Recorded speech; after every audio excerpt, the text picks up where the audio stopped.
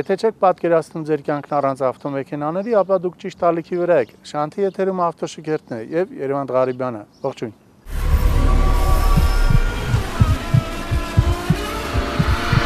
Սիրելի բարեկամներ, Աստղաշարն է ձեր էկրաններին եւ մենք ձեզ հետ միասին այժմ գտնվում ենք Play City համալիրում, որտեղ ինչպես գիտեք, անց ենք կացնում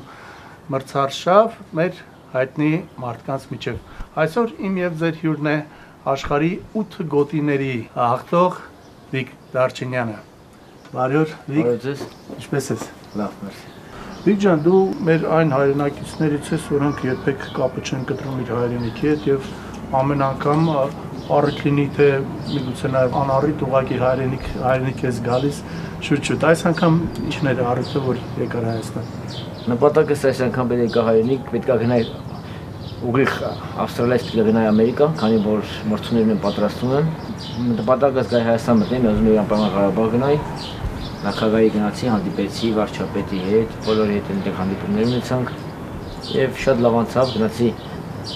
Դիրքեր գնացի, Սիմոնի հետ հանդիպում արեցի, շատ հաճել էր եւ շատ լավ անցավ։ Ինչպես է մեր զինվորների ոգին այսպես ասած։ Տղեկ են կարելի ասել 18-19 տարեկան երեխեք են շատերը, բայց որ ապրեն իրանք, ասես որ հետները խոսում ես տղավարի, չենք զիջի, չենք տա, իհարկե, մի քիչ ջահել են իհարկե։ Բայց շատ տղամարդ են։ Հալալ իրանց ապրեն մեր զինվորները։ Վիկ ջան, առաջին անգամ եք լինում այստեղ։ Այո, առաջին անգամ էր, շատ հաճելի տեղ է։ Դուք եկավ։ Քանի տարվա արդյոք ես Վիկ ջան։ Ես 16 տարեկան, 24 տարվա վարորդական ստաժն ես։ Ինչպեսի վարորդ ես դու, քեզ ինչպես ես համարում, լավ վարորդ ես։ Ավալիա, ուրեմն հետ լավ ավալիա եմ արել, բայց Հայաստանում, բայց դրսում չեմ արել։ Լավ խփել եմ, կապոտ թրել էր, բայց փոքր եմ վար։ Դրանց դուր չի եղել։ Այսինքն հանգիստ նորմալ շուտես արագություն չէ, ես կարող քանի որ ես դրսում եմ ապրում, այնտեղ եթե արագ քշես, կզրկեն իրավունքներից, էլ չէ իրավունք չես ունա քշել։ Կարող են 5 տարով, 10 տարով զրկեն։ Իսկ ասրել եմ, որքան հայտնի է, ձախ կողմային երթևեկությունը մեր մոտ Աչա Կողմյան է, երբ որ գալիս ես Հայաստան դժվար է հետ ընտելանալ։ Եմ գնում գալու, մի քիչ դժվարություն է տալի, քանի որ բայց արդեն սովորել եմ, քանի որ ընթացքում եւ Ամերիկա եմ գնում, ընդգրել եմ մեր նման, արդեն սովորել եմ, մտնում եմ մի անգամից արդեն որ ցույց եմ գալի արդեն ճանապարհին, արդեն մի անգամից կորոշնում եմ։ Իսկ ինչ կարգի մեքենաներ ես վարում, ինչ։ Ես ինքս փոքր եմ, գիտեք մարմնով, բայց ուժեղ եմ, բայց դամար վարում եմ մեծ մեքենաներ, որ հանկարծ մեկը եթե լավ իրան չպայի, կարամ վրին քշեմ, էլի։ Չէ, ճիշտ ասած, սպորտային մեքենաներ չեմ վարում, միշտ մեքենաներ եմ վարում, ջիպեր կամ այսինքն մեծ էլի։ Շատ լավ։ Ավստրալիայում եւ Հայաստանում բացի այն բանից որ Ձախ Կողմյան եւ Աչա Կողմյան է հաստատ մեծ տարբերություններ կան երթևեկության կուլտուրայի առումով այ կարող ենք ինչ-որ համեմատականներ անցկացնել այո համեմատությունը կամերաներն են դեպի կա շատ են դե շատ են դեռ մի քիչ ուրիշ ձևի է երևի կամերաները մի քիչ կամ շատ չի ինչքան ստեղ ամեն 50 մետր կամերան դրե դա արդեն չգայնանում ես անկախ քեզանից այնտեղ մի քիչ ուրիշ է այնտեղ կարող է կամերա դնեն freeway վրա, այնալակ ճանապարհների վրա, ու մեկ է մի հատ կամերա լինի, խոսքինակ 5-10 կիլոմետրից, որ վիխը չկա, եթե մարդ քշում է հեռու դիստանցիա, այսինքն եթե այնտեղ տալիս է 100-110 արագություն, այս մի կամերան քեզ չափում է, մինչև մյուս կամերան, քեզ էլի մի հատ էլի կարող է չափի,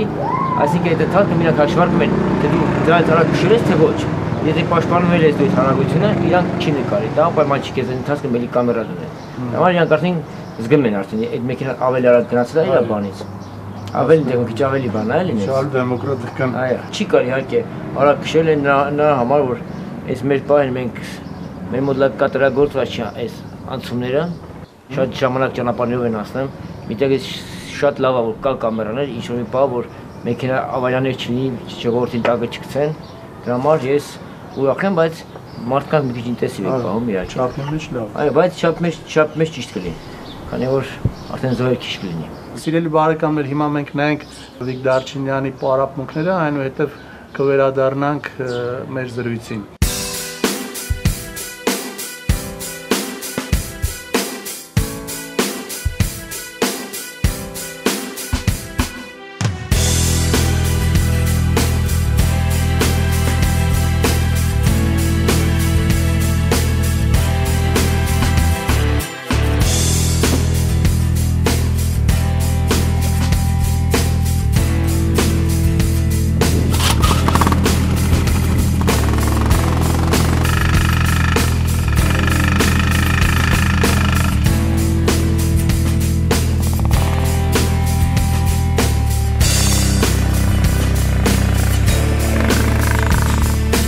Վիկ Դարչինյանի առաջին շրջանները բավականաչափ հաջող էին։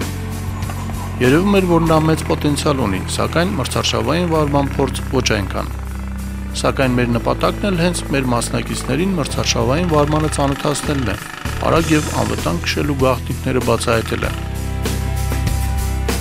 Ինչպես եւ աստղարշավի մյուս մարզիկ մասնակիցները, Վիկ Դարչինյանը եւս ցուցադրում է մրցակցության եւ հաղթանակի աննկուն ոգի, պարտության մասին ամենևին չմտածելով։ Սակայն հաղթանակի հասնելու համար հարկավոր է ժամանակ եւ իհարկե բարձրակարգ մարզիչ։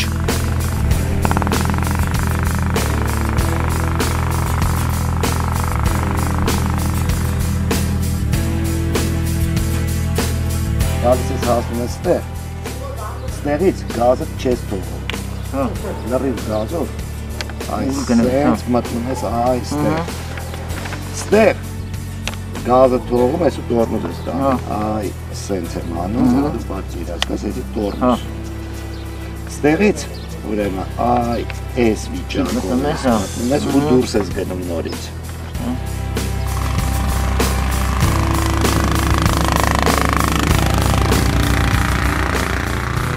Գենադի Աթայանի ցուցումները Վիկ Դարչինյանն իրականացնում է հաջողությամբ եւ վազքողու վրա ինքը համոզում դրանց արդյունավետության մեջ։ Աստիճանաբար պարզ է դառնում, որ Վիկը լրջորեն առաջադիմում է։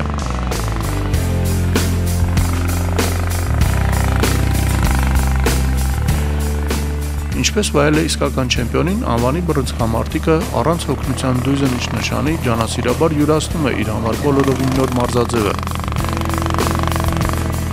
Նա միանգամայն մարտականորեն է տրամադրված եւ մտադրվել է գահանքեց անել մեր առաջատար Արսեն Ջուլֆալակյանին, որը գլխավորում է մեր աստղարշավը 1 րոպե 13.93 արդյունքով։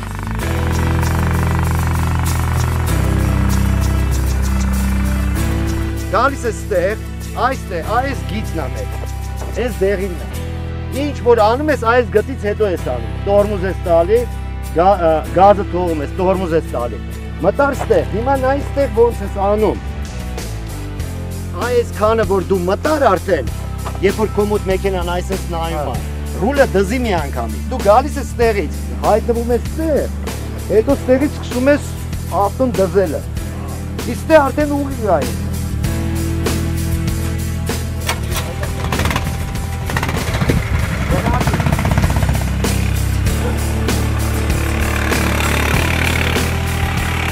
Առայժմ Վիկի ցուցանիշը զիջում է Արսենին, սակայն պարապմունքները դեռ շարունակվում են եւ Վիկի համար նորանոր գաղտնիքներ են բացվում, շնորհիվ իր համառության եւ մարզիչի հմուտ ղեկավարության։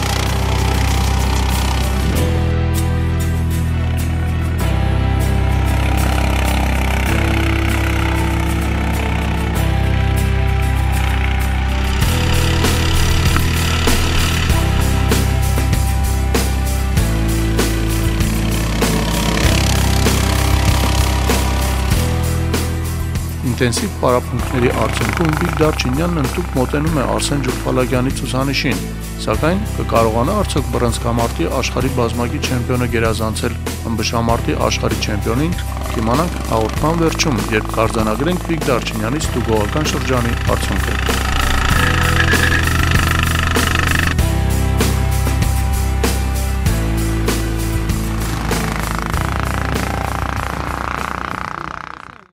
Ոնց բրծավարդ է։ Աբա ինչ արի։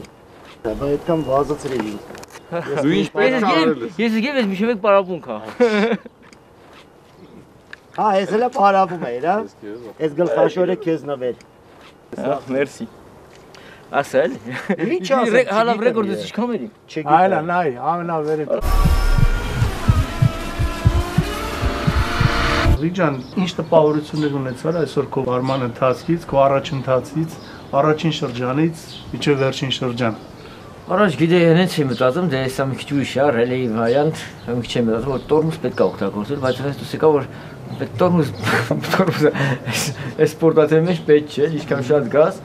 լավ պովարոտները իհարկե պահեր կա, որ անպայման պետք է օգտագործես, բայց լավ պովարոտները ավելի ճիշտ է գազով գազ, ահագին բան սովորեցիր, չէ՞, մեր մարզիչը։ Եվ ինչա կարծիքդ, մենք այսօր ունենք առաջատար Արսեն Ջուլֆալակյանն է իմիջիայլեց մեր ամենալավ շրջանը անցել 1:13.9 վայրկյանով։ Ինչա կարծիքդ կարող ես գերազանցել ասենին։ Այո, իմացել եմ, որ Ջուֆալակյանը տենց լավ քշել, լավ ռեկորդ աղբել, դա մար նպատակս էր, որ գայ անցնեի, հիմա քշել եմ, սպասում եմ ձեր պատասխանին, թե ես ինչքան եմ քշել։ Իսկ թվում է լավ եմ քշել, քանի որ ես տարբերությունը զգացի սկզբից մինչև վերջ, ինչ մեծ տարբերություն կար, ոնց սկսեցի, ոնց վերջացի։ Իսկ թվում է պահեր կար, որ միշտ ոնց ասած տորմոզով էի անցնում, այդտեղ արդեն գազով եւ կրճատեցի այդ արդեն հատվածը, երևի սկզբից մինչև վերջ երևի ինձ թվում է մի 8-ից 10 վայրկյան տարբերություն տվեց իմ քշի մեջ, որ քանի որ ժամն կրվում էր, բայց չնկատեցի, մի պահ ճոգեցի, որ լավ քշեցի, ինչքան չտեսա։ Լավ, մենք այդ մասին իհարկե կիմանանք մեր հաղորդման վերջում, մեր հերթականների հետ միասին եւ կարձանագրենք քո անցած շրջանը։ Լիբջան, հիմա ասենք քո գործունեությանը, ով ուղղորդեց քեզ դեպի բոքսը, հենց արիկան քո մանկությունից ինչպես ստացվեց, որ դու դարձար բռնցքամարտիկ եւ ինչպես սկսվեց, այսպես ասենք, կատաղած ցլի կարիերան։ Իմ հայրիկս ինքը եկել եմ շամարտ, ես էլ ինքն ես նաև իր մեջ տպավորություններ, որ ես էլ պետք է իր սպորտասերով գնամ, քանի որ փոքր տարիքից արդեն 5-6 տարեկանից թվում է վզից բռնում էի, ուզում էի խեղդեի, արդեն ուժեղ էի ֆիզիկապես, բայց մեր թագամասում Յոր մաս թագամասը Վանաձոր քաղաքի զարգացած էր բռնցքամարտը շատ, մարզիչ Սամնը Վազգեն Բադալյան, ինքը այդտեղ շատ իմ ընկերները բոլորը կարելի ասել բռնցքամարտով են զբաղվում։ Ես սկսեցի համ բռնցքամարտով, համ ըմբշամարտով, համատեղ պարապում ու բռնցքամարտից դուր էր գալ, էլի, որտեղ խփում ես, ավելի ուժեղ ես, այնտեղ բռնում ես մի հոգու ես ծծում, մի հոգու կազ լավ գետնով տաս, բայց բռնցքամարտում կազ մի երկու հոգու միանգամից, էլի։ Չէ, էնել է շատ սպորտով սպորտը, շատ ուժեղ սպորտաձև է իհարկե։ Բռնցքամարտին ու ըմբշամարտին իրար հետ կրվածնես, իսկ թվում է, եթե բռնցքամարտը արագությունը օգտագործի, կարող է բռնել, եթե չբռնի, իրան հաստատ գետնով կտան, էլի։ Ուրեմն Իշտ էր, արդեն գնացի մի անգամ պարապունք էի ըմբշամարտի մեջ, մեկ էլ մարզիչս եկավ, նա հետ ասավ, աս ջան, բա հագուստը տուրա, ես էլ 7-8 տարեկան էի, 8 տարեկանի մոտ էի վայցեմ, ասի հագուստս բոքսի զալում, էլի, բա ինչ գործում ինձ էլի, դու ստեղ ես պարապում, ասի ինձ պարապունքը վերջացրի, եկա ստեղ, գնա որոշ ինչ ես ում պարապել, քո մեջ որոշ գնա մի պարենա, տենց էլ անցա բռնցքամարտով, ու արդեն 8 տարեկանից սկսեցի լավ պարապել։ Հետո սիրողական բռնցքամարտ Ուկրաինայում ես չէ, կարիերան սկսել։ Այո։ Սիրողականում սկսեցի արդեն փոքր տարիքներում ես արդեն 12-ից 14 տարեկան արդեն մեր քաղաքում արդեն աշկի եղնում, արդեն սավին հաղթում էի։ Հետո 16 տարեկանում էր, այդ աշխարհի առաջնություն մասնակցեցի, այդ 92-ին, թե 16-17 Մալաջորջի աշխարհի առաջնություն մասնակցեցի Հայաստանի կողմից Թուրքիայում։ Այնտեղ էլի կարելի ասել մյուս օրը պետք է Թուրքիա հետ կպնեի, այդ մենամարտը կայնասին անպատճառ, ինչ որ քիթից մի քիչ փոքր առնոտվել էր, կայնասին տվին իրան, տեղել ես ահագին էլի կարելի ասել դեմը փոքր էր, լաց ես եկնում, քիչ աչքեր լստում ես բանը չի համար, չես զոն ռինգից դուրս գաս, այս հիստերիկական բաներ կար, արել էի, բայց գիտեի որ ճիշտ չեն էլի, վարը, ճիշտ չեն դատում։ Այդ դատելու հետ կապված մի հատ այսպիսի հարց, բռնցքամարտում նույնպես այդ անարդար դատավորների ֆենոմենը կա, ինչպես մարզաձևերում, քո այդպիսի դեպքեր եղել են, որ ակնհայտ հակառակորդին։ Գիտեք, ես Ավստրալիայում եմ սկսել պրոֆեսիոնալը, եթե ես չունենայի նոկաուտի են հարվածը, որ բոլորին համարյա նոկաուտում հաղթեմ, ես չէի հասնես արդյունքներին, քանի որ ինձ մենամարտները չէին տա։ Աշխարհի չեմպիոնի տիտղոսի համար որ դու կրում ես, քո հակառակորդը դու չես կարող շատ ուժեղ լինես։ Եթե նոկաուտ չունես, տարբերությունը մի քիչ այրում։ Այո, եւ որ դու խփում ես դրախփը, բայց սուջայիների բանով կարաս ստանեն, որ նան առավելություն ստան։ Մեջի ռեֆերին կանես կայնացնի, որ քո պահին այն որ մեզ խփես կայնացնի, չթողա։ Շատ կարան խանգարեն։ Ես նայում եմ աշխարհի ասել հենց Ամերիկայում էլ աշկինգել, Ավստրալիայում պարապելով, որ ես ամեն հակառակորդից, որ արդեն աշխարհի չեմպիոն էր, ոչ մեկի չեմ դրել։ Ապեն նոկաուտով է հաղթում, նոկաուտով որ չեն կարելի ասել տանեն։ Իմ առաջին աշխարհի տիտղոսը եղել է Մայամիում 2004 թվականի դեկտեմբերի 16-ին, լավ հիշում եմ, այսինքն դրանից 3 ամիս առաջ դու մարզիկի հետ պետք է կապնեի աշխարհի առաջնության համար, քանսել եղավ, որտեղ փոթորիկ եղավ այնտեղ, կայնասեցին մենամարտը, հետաձգեցին 3 ամիս, մյուս անգամ դեկտեմբերի 16-ին էր վայցեմ, եթե չեմ շփոթում, հենց առաջի գոտու համար։ Ես նրան հաղթեցի նոկաուտով 11-րդ ռաունդում, ինտերվյուի ժամանակ ինձ հարցրեցին, դու պետք է մենամարտես սենց հայտնի բրսկամարտիկի հետ 21 հատ արդեն մենամարտ ունեի, վերջի 15-ը, բայց իմ նոկաուտով էի հաղթել, բոլորն է։ Ինձ ասացին, իր այդ ոչ մեկը չի ուզում կպնի գոտի միացնելու համար, unification էլի, որ երկու գոտին իրար միացնեն, դու ոնց համաձայնվեցիր, ասի ես ոչ համաձայնվել եմ, եկել եմ իրան նոկաուտ անեմ։ Ես գիտեմ, որ նոկաուտ չանեմ, ես չեք տա, ինձ ծիծաղեցին հեռուստաընկերությունը, դա Ամերիկայի, Իսպանիայի շատ ճանաչված հեռուստաընկերություն է ESPN, ESPN 1-ն էր, այո, սպորտային, ծիծաղեցին իմ վրա, գլխով բան, ու նույնպես ես էլի նոկաուտով հաղթեցի, ինքը ինձանից կարելի ասել համտարիքով էր, ես այդ վաղ 28-ի, ինքը 30 էր, առաջին անգամ գոտին 24 տարեկանում եմ գրել, այո։ Ինքը 22 տարով ինձանից մեծ էր, բայց ինքը արդեն գոտի շտուանից ուներ ու իր պաշտպանումները միշտ նոկաուտներով էր ինքը հաղթել։ Մենա տես վերցի ցանկեցին, չնայած հաղթելուց հետո արդեն եկան շնորհավորին դուք ասածն արեցիր ու այդտեղից արդեն աշին գա։ Վիգյան, անարդար դատավորներից բացի գոյություն ունեն նաև անարդար եւ կեղտոտ մարզիկներ, որոնք կանոններին չեն հետևում։ Այ հիշեցի մեծ բռնցքամարտիկներից նույնիսկ Էվանդեր Հոլիֆիլդի եւ Մայք Տայսոնի հանդիպումը, երբ Մայք Տայսոնը ականջը կծեց կամ հերո չգնանք նույն Էդիսոն Միրանդայի եւ մեր Արտուր Աբրահամի մենամարտը, որտեղ Միրանդան անընդհատ գոտկատեղից ներքև եւ շատ կեղտոտ բոքս էր ցուցադրում։ Այ գոյ այդպիսի դեպքեր եղել են։ Ոչ չեն եղել։ Իմ պարտությունները շատ հենց այդ դեպքերում են։ Կարելի է ես կամ նշեմ 4 հատ պարտություն որ այդ ձևի, որից մեկը գլխով ինձ շատ հարվածեց եւ մի աչքով իրան տվին 114-113, մեկ մի ուրիշ գոտկատեղից ներքև 20 անգամ հարվածեց։ Որտեղ բան չի, այսինքն իրան նկատողություն տվեցին երրորդ թե 4 ռաունդում, որ դու գոտկատեղից ներքև ես խփում։ Դրանից հետո որ խփում էր գոտկատեղից ներքև, արդեն մեջի ռեֆեն հետը խոսում էր, ասում էր, չեմ կարող ես պայեմ, հենց ես անգլերեն չգիտեմ, չեմ հասկանում, ինքը դե Մեքսիկ էր, բայց այնտեղ էր մեծացած, Աբնե Մարեսներ, որին էլի իրան ասում եմ մի խփել քեզ չեմ կարող պահեմ, ես քանի որ ես իրան նոկդաուն արեցի երրորդ 4 ռաունդում ու դա սպորտի հետ կապված բան ասեմ էլ տենց շատերը ուրիշ ձևի կընդունեն ինձ հեռուստաընկերությունը ասել նոկաուտ մի առա մի քիչ կոմասին խոսանք նոկդաուն արեցի սկսի հետ է խաղալը ինքն էլ օգտագործեց այդ պահը գոտկատեղի շատ ներքև խփեց էլ մարմինս չէր աշխատում մարմինս զգվում էր ամեն խփելուց հետո մեկը Ճապոնիայում ճապոնացի աշխարհի չեմպիոնի հետ կպա որին էլի արմունգով խփեց սաղ ունքս բացեց կոսկորս դաժարև մեր էլի չկայնացրեցին, ցույց տվեցին այդ հարվածը ուրիշ հարված, որ ինքը քստանոդից է խփում, բայց որովհետև դա WBC համար, ամենամեծ գոտու համար կարելի ասել, դա մեջ կա կանոն, որ եթե բացվում է, պետք է ցույց տան ոնց է բացվել, վնասնումից եթե ձեռքով է խփած, արմունգով կայնացնում են, միաչոք հանում են ու գնում են դատական բանով, թեով է շատ։ 4 ռաունդից հետո ցույց տվեցին դատական աչոկները, ես երկու սուզաններով իրանց առաջ էի, ջաջերով իրանց առաջ էի, մեկը հավասար էր, երկուսը երկու հատ առաջ էի։ 5-ը խփեց տենց, իրանք պետք է օրենքով կայնացնեն, այդ հարվածը ցույց տային, ավտոմատ մենամարտնիմներ, իրանք հետո, այդ ուրիշ ռաունդից հետո вообще ուրիշ հարված ցույց տվեցին։ Եղե։ Խոսքով 4 անգամ եղել, անազնիվ 4 անգամ շատ անազնիվ, տենց դեպքեր պատահել։ Մեքսիկացիներին հիշեցինք։ Վիգյան, ուրեմն ժամանակին այսպեսի մի բան կար 70-ական թվականներին, երբ սովետական միություն կար եւ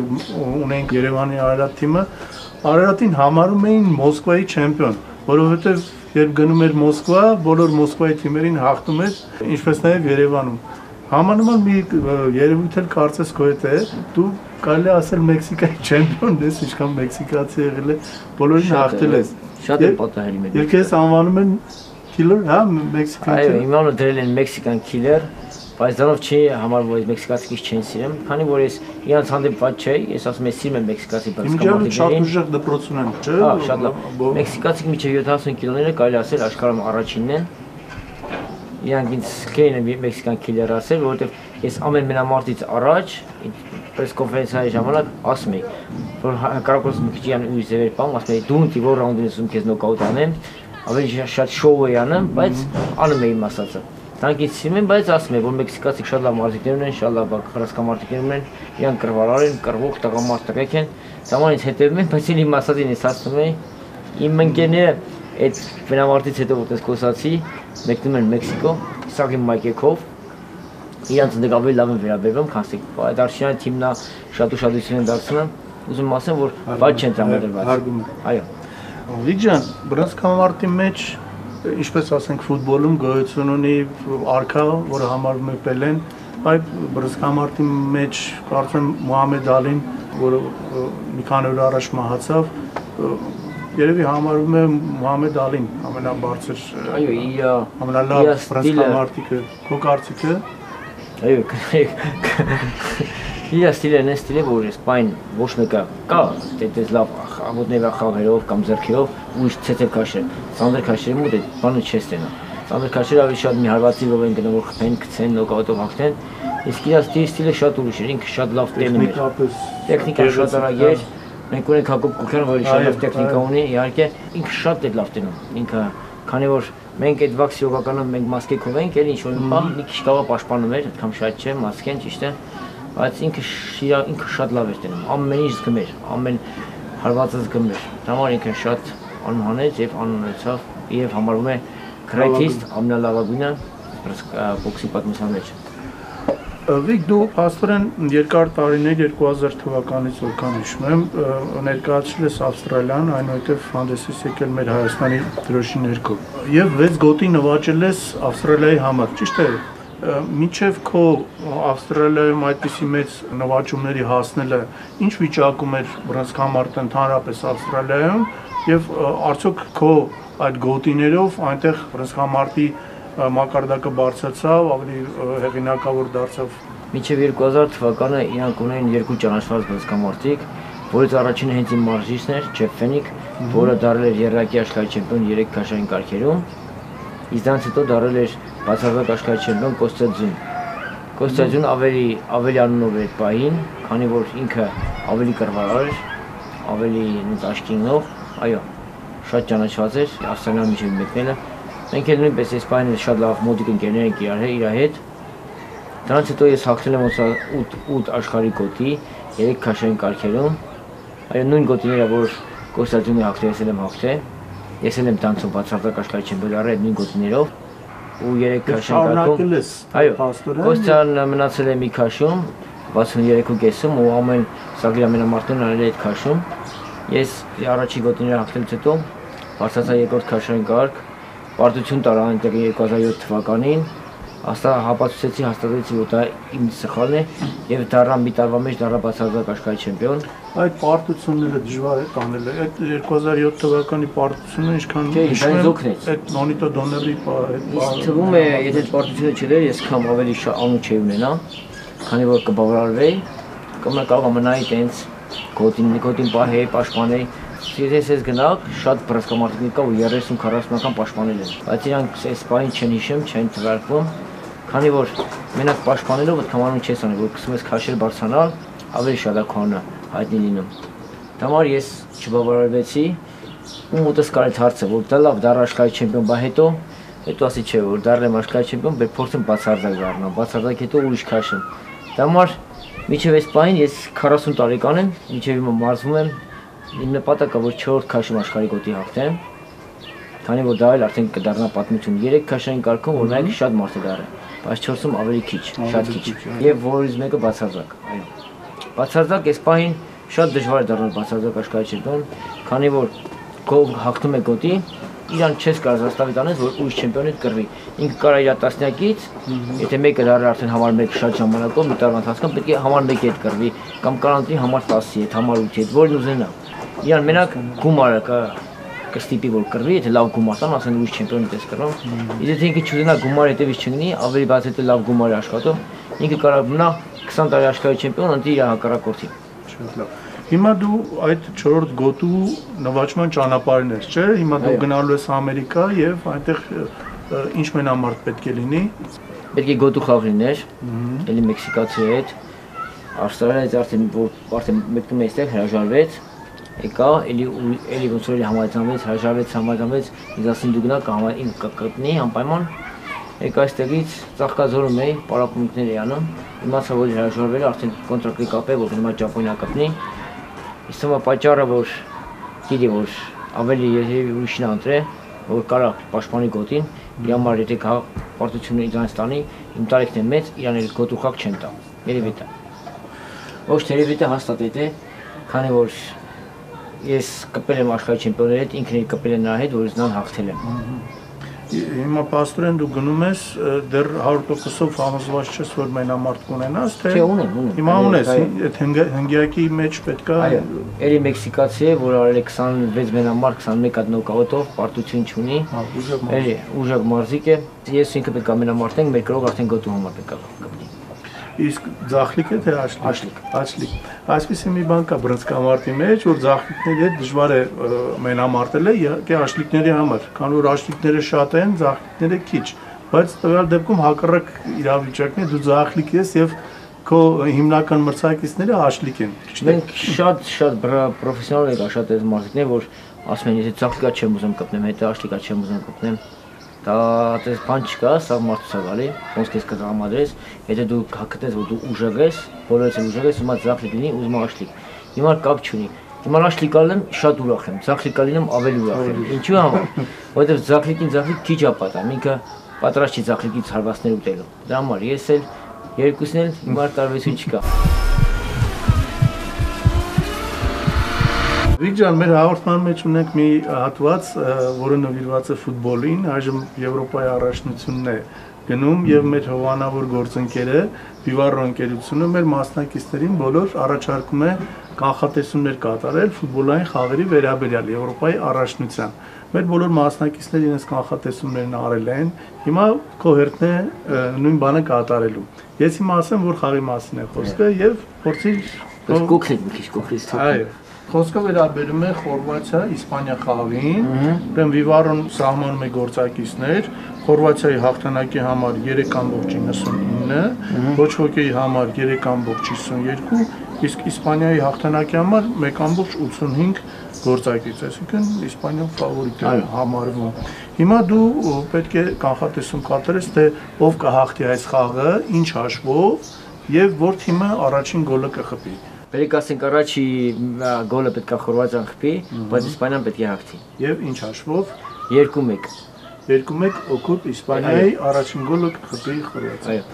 Արձանագրեցինք սիրելի բարեկամներ Վիգ Դարչինյանի կանխատեսումը Խորվաթիա-Իսպանիա խաղի։ Խաղը կավարտվի Իսպանիայի հաղթանակով 2-1 հաշվով, իսկ առաջին գոլը կխփի Խորվաթիան։ Եթե քո կանխատեսումը ճիշտ լինի, ապա Վիվարո ընկերությունը կտրամադրի քեզ 2 հոգու համար նախատեսված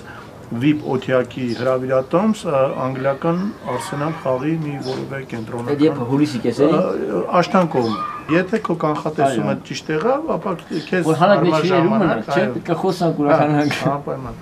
Վիգ ջան, նշեցիր, որ 40 տարեկան ես արդեն, չնայած հավատս չի գալիս եւ որևէ մեկն էլ երևի չէր մտածում, որ Վիգ Դարչինյանը կարող է արդեն 40 տարեկան լինել։ Իմ քաշայիններում իմ տարիքի մարդ չկա։ Կան մեծեր, կան 10-ի մեջ շատը արդեն 40-ից անց են, բայց այս ցածր քաշերում չկա տարիքով, քանի որ չեն կարում իրանք, շատ են ավելի շատ են իրանք էներգիա, այս քաշում ավելի շատ էներգիա ծախսում, քան ավելի բարձր,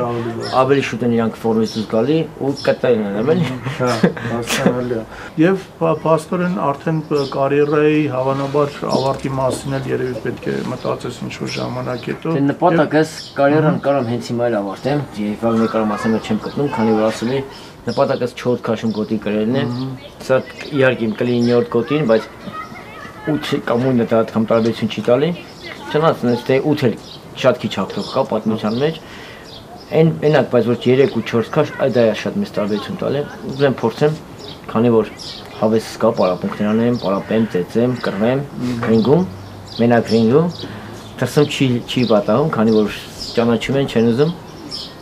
Եվ դրանից հետո ինչով կզբաղվես, եթե կարիերա։ Չէ, առաջարկություններ կա, իհարկե, կուզենամ որ բռնցքամարտի մեջ լինեմ, նպատակս